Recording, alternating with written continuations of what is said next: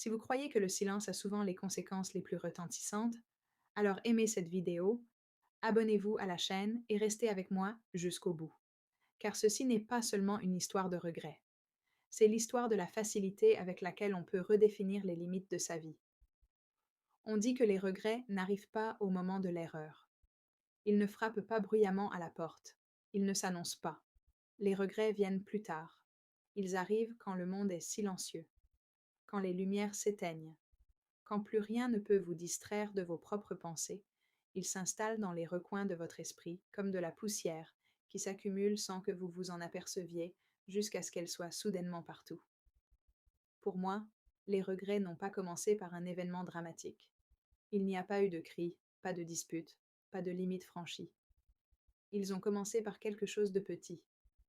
Si petit en fait, que si vous m'aviez posé la question à l'époque, j'aurais juré que cela ne signifiait absolument rien. Ce mardi ressemblait à tous les autres mardis. Une journée ordinaire, prévisible, sans histoire. Le genre de journée qu'on oublie aussitôt qu'elle est passée. Mon mari, Michael, était parti tôt ce matin-là pour un voyage d'affaires. Il m'a embrassé sur le front à la porte, a promis de m'appeler plus tard, et a disparu dans le tourbillon des aéroports et des réunions. Quand la porte s'est refermée derrière lui, la maison a changé. C'était toujours le cas. Pas de façon spectaculaire, mais d'une manière étrange. Un vide s'est installé. Un vide s'est installé, de celui qui ne fait pas mal, mais qui vous rappelle qu'il manque quelque chose. Je suis restée tard au travail ce soir-là. Quand je suis arrivée dans l'allée, l'épuisement m'avait déjà envahi. Mes pensées étaient confuses, lourdes, engourdies. Je ne rêvais que de silence, d'un bon repas chaud, d'une douche, de dormir. Mais dès que j'ai franchi le seuil de la maison, quelque chose clochait. Au début, je n'arrivais pas à mettre le doigt dessus. Puis je l'ai entendu. Un faible bruit qui descendait de l'étage. De l'eau. Sans se presser, sans bruit. Juste un filet d'eau régulier et discret. Mon cœur a fait un bond. Liam, mon beau-fils. Il avait dû rentrer plus tôt de l'université. Liam n'était pas du genre à faire du bruit sans raison. Il se déplaçait dans la maison comme une ombre.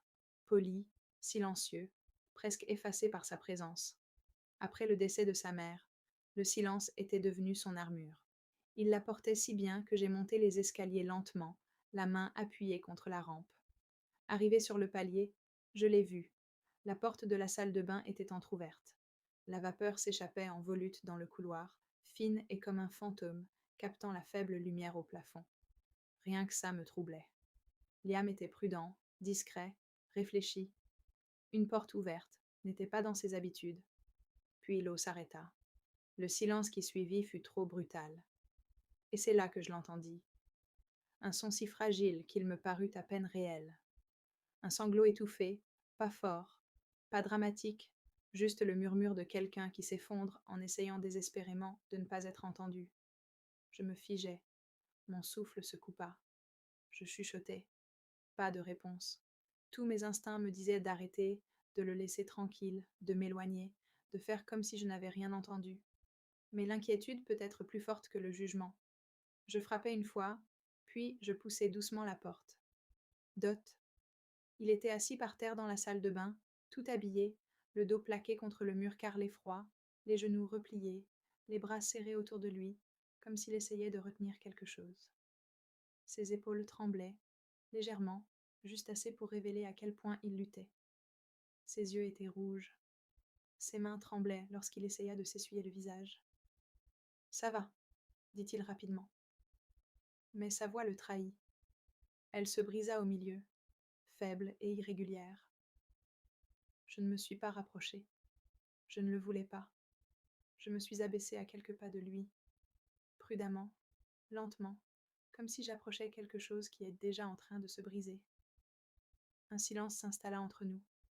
Pas gênant, juste pesant. Tu n'es pas obligé d'aller bien, dis-je doucement. Qu'est-ce qui se passe, Liam? Il fixa le sol. Longtemps, j'ai pensé qu'il ne répondrait pas. Puis, à peine un murmure, il parla. Je ne sais plus ce qui ne va plus chez moi. Ces mots m'ont frappé plus fort que je ne l'aurais cru. Je n'arrive pas à dormir. Je n'arrive pas à penser. J'ai l'impression de me perdre.